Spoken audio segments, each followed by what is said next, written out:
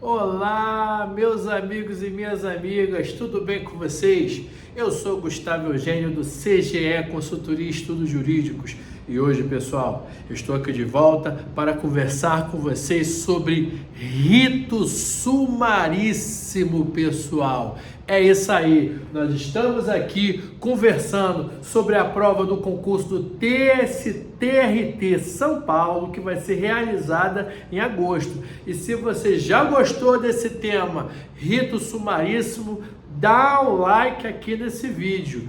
E aproveita, se você ainda não está inscrito aqui no nosso canal, se inscreva no nosso canal, porque toda semana tem conteúdo novo de direito do trabalho e processo do trabalho, voltado tanto para a prova do OAB e também para essa prova do TRT São Paulo. Estamos aqui nos debruçando para as provas do oficial de justiça avaliador Banca Examinadora FCC. Se você já gostou desse tema, compartilha com seu amigo, com sua amiga, para que ele também tenha essa oportunidade de conhecer sobre processo do trabalho.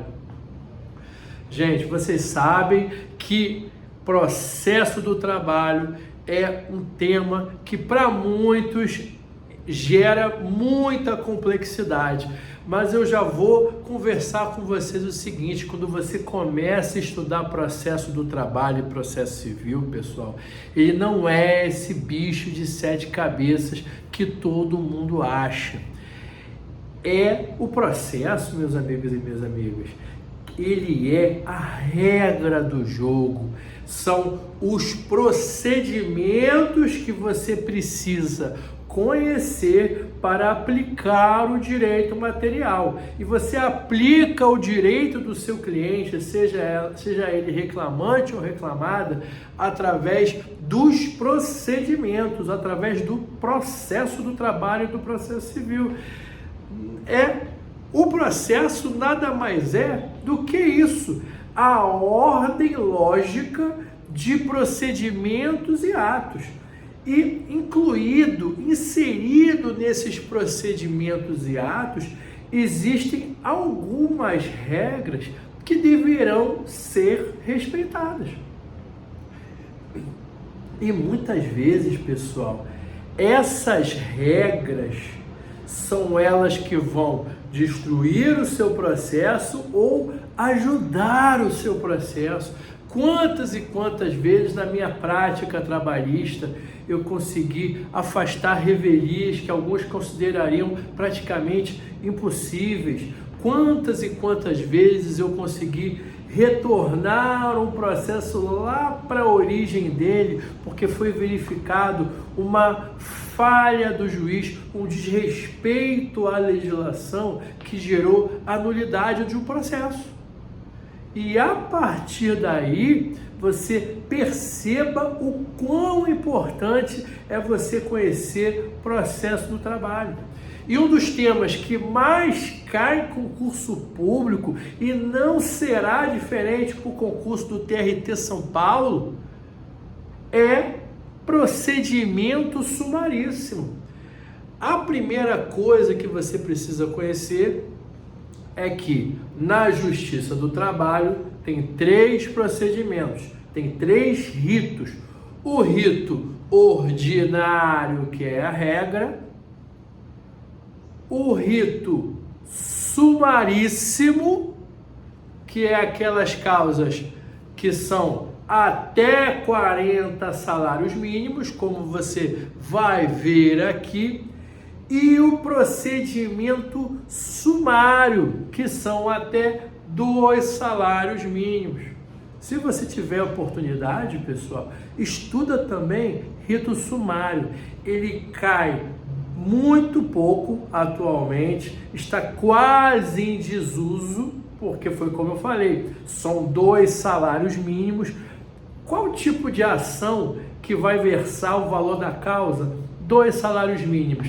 Mas isso quer dizer que você não vai estudar? Eu não aconselharia, porque a banca examinadora, ela pode perguntar alguma coisa de rito sumário. Então, dá pelo menos uma lida no rito sumário. Mas sabendo que eu acabei de falar para vocês aqui, que a regra é o rito ordinário, acima de 40 salários mínimos, existem aquelas causas que poderão ser optadas pelo reclamante de até 40 salários mínimos. E por que você pode optar? Uma vez que chegou nesse limite de 40 salários mínimos, o rito sumaríssimo, como o próprio nome já diz, ele já é célere, ele já é mais rápido.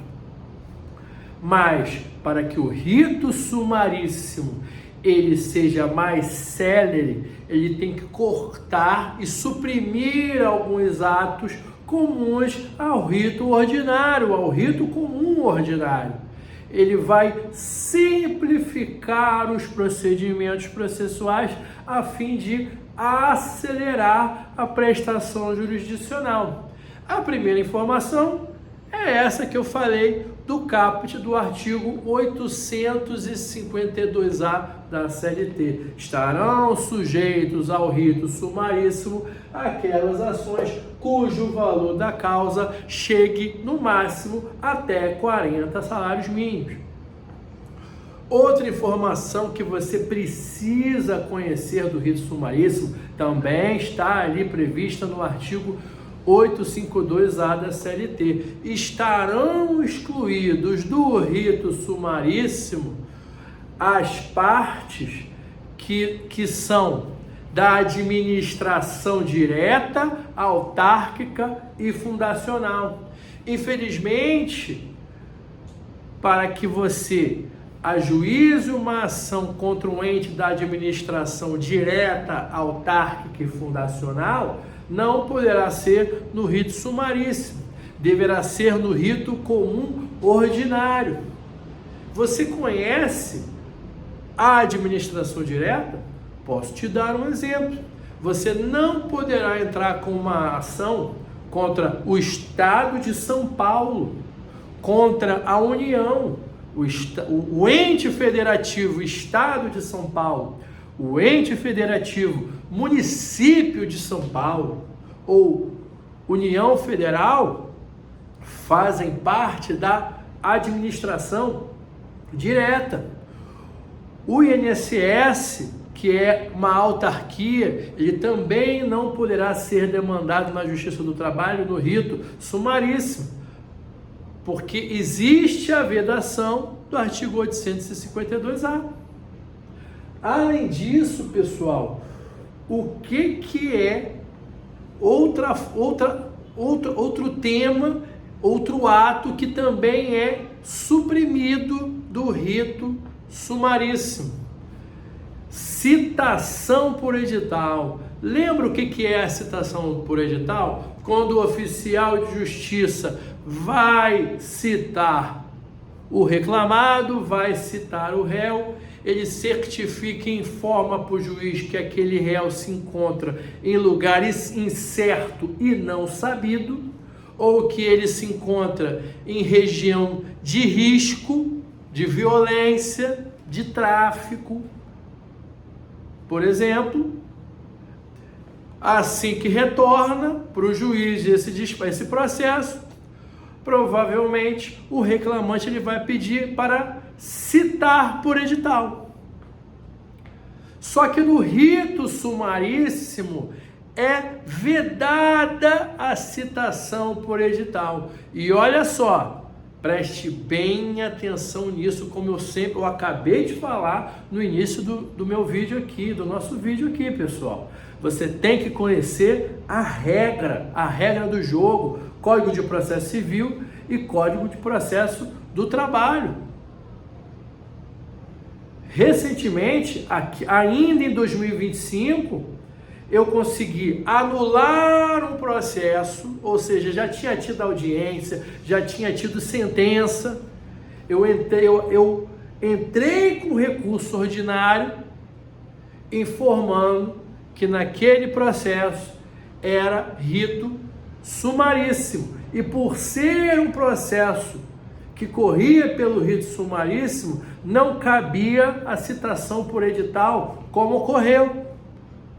processo estava lá no tribunal, lá em segundo grau, e o tribunal falou, não cabe edital no rito sumaríssimo. Dou provimento ao recurso do recorrente, no caso era a empresa.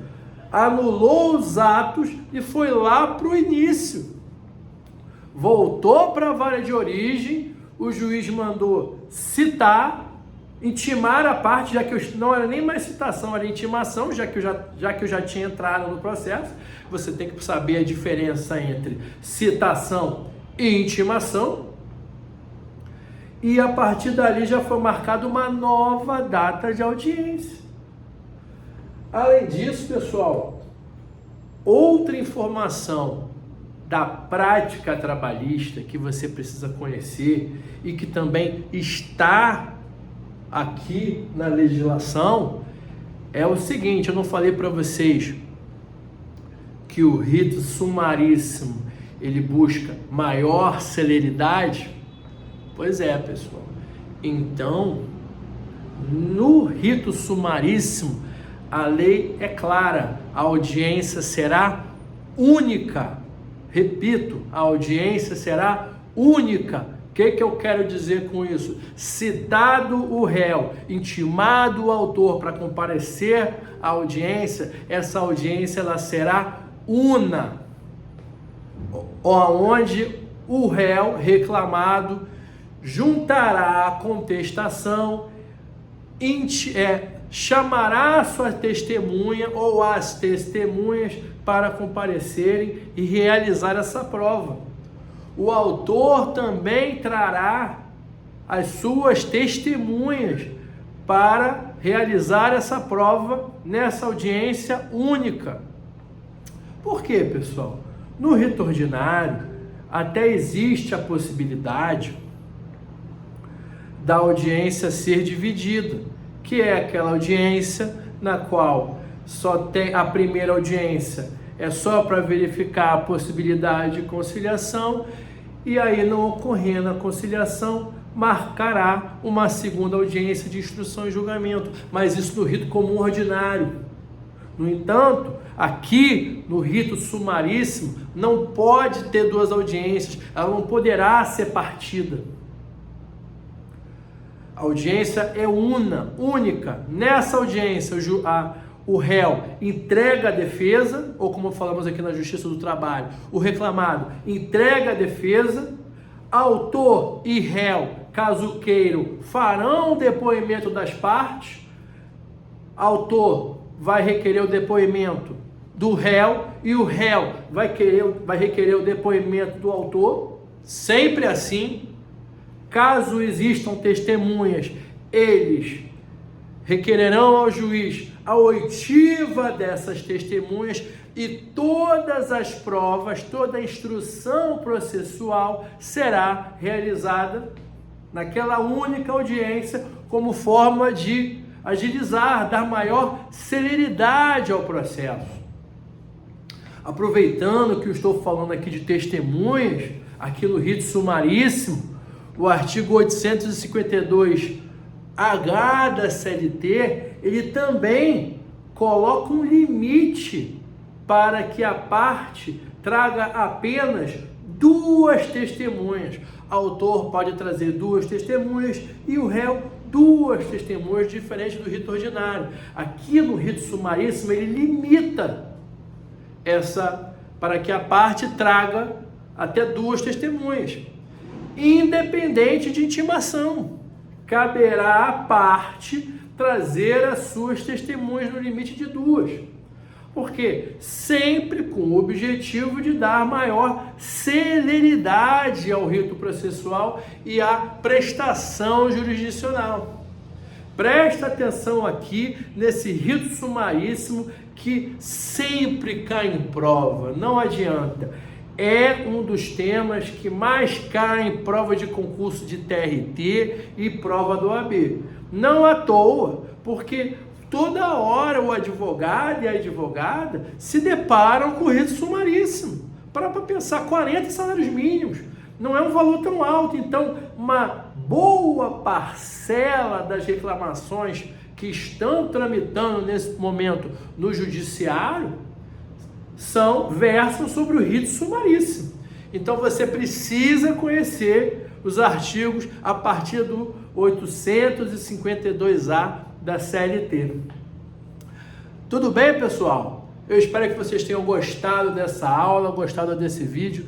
Peço que vocês deem o like, compartilhem esse vídeo e eu desejo a vocês um grande abraço e até a próxima.